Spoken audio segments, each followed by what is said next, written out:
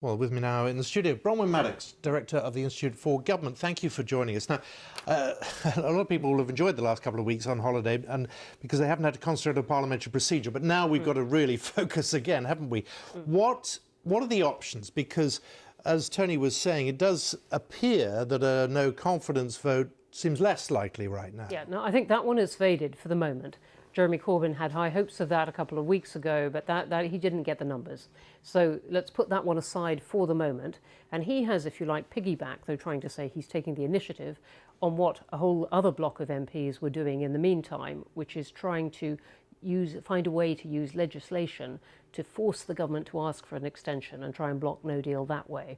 But it's not very straightforward because the government controls what happens in the House of Commons normally, and so they have to find a way to seize control of the business, it's called, of the House of Commons in order to get that legislation through. And so they're talking about an emergency debate, a private member's bill under something called Standing Order 24, really on Tuesday or Wednesday next week, followed immediately by some kind of bill that would try and force the government to do that. But they need the Speaker's help to do that. And even so, there are all kinds of divisions among those people having those discussions, which make it really not straightforward. Yeah, getting a bill together sounds simple, but it isn't, is it? A bill for what? So even if it's just for an extension, for how long? Can you, even more complicated, force the government? You might be able to force the government to ask Brussels for an extension. Can you force the government to accept what Brussels says? And then, if you've got an extension, what do you do with it?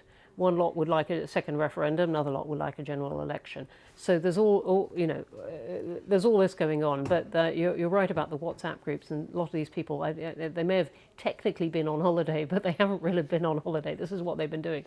The prospect of a general election, has that gone away as well? Not at all.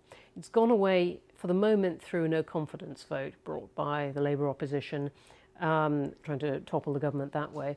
But it is possible that the government itself might want a general election just to try and seize hold of the support it's got and dispatch, try and get a majority some way. It is even possible, some people are talking about, whether Jeremy Corbyn and Boris Johnson might, on this one thing, find themselves agreed that it would be good to have a general election. But I'd be surprised if Downing Street really leapt at that or in any way seemed to be doing some kind of deal with him. Because the gamble is, of course, that Boris Johnson needs to work on the basis that every Tory MP will back him, and that's not looking... Well, it's not a guarantee. Well, it depends for what. I mean, he was dealt what I thought was an unexpected gift by Angela Merkel, the German Chancellor, when she said, well, look, maybe we can do a deal in 30 days. But that 30 days kicked this whole discussions about a deal just over this next crucial bit of Parliament to when Parliament's supposed to rise again for the party conferences. So he can be saying for the next 30 days, look, I'm really trying for a deal, which in some sense he is. And so I think those Tory MPs who might be wavering would really think, look, the government's trying for a deal. I don't want to bring it down at just this point. Does Buckingham Palace need to be watching what's going on rather closely? Because is there a point at which the Queen becomes rather important?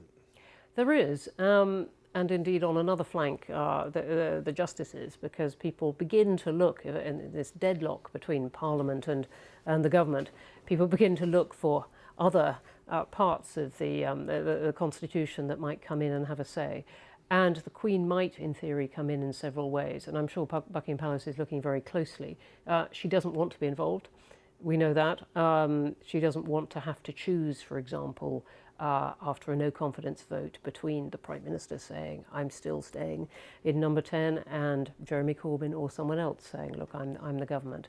And there are other ways she might be wanting to be involved. But actually having a sense of what the palace is most concerned about, she's